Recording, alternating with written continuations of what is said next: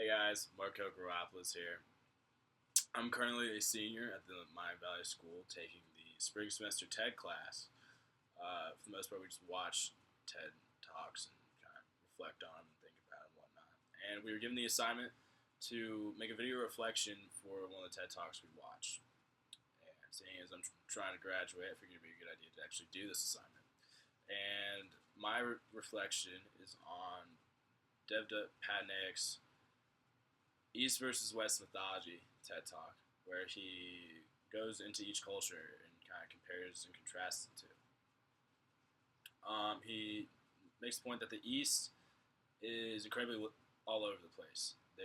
He says at one point, there's an infinite amount of lives lived an infinite amount of times.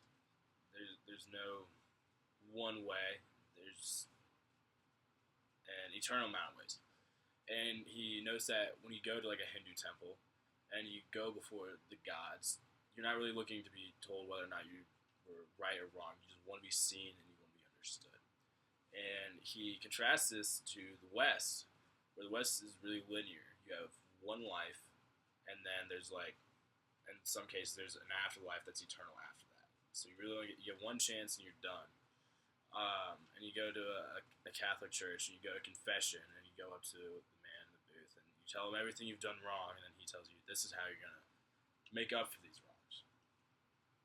So he talks about the two, and midway through his talk, he asks this question: which one's right?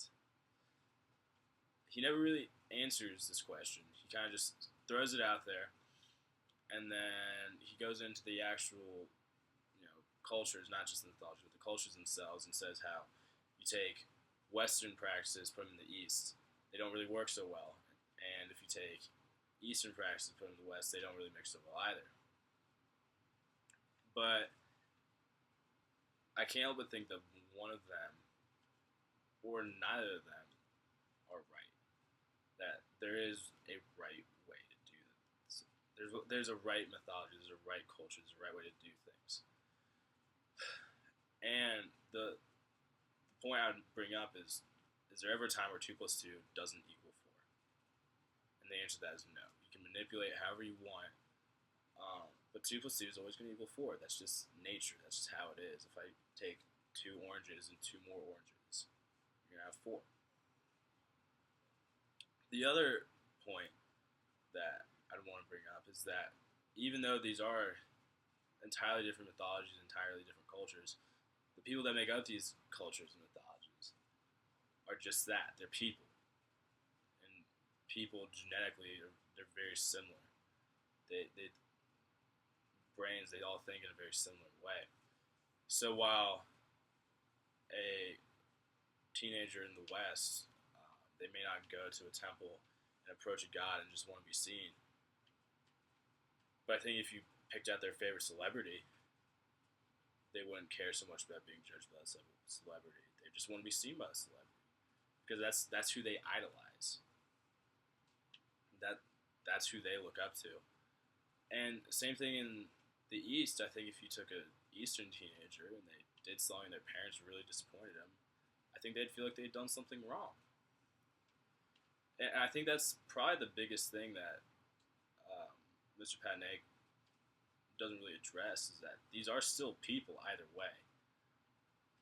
Alexander the Great and the Gymnosophist, they were still people. They had some common ground over it. Sure, this is entirely different viewpoints, where Alexander was trying to conquer the world and the Gymnosophist was just like, what world?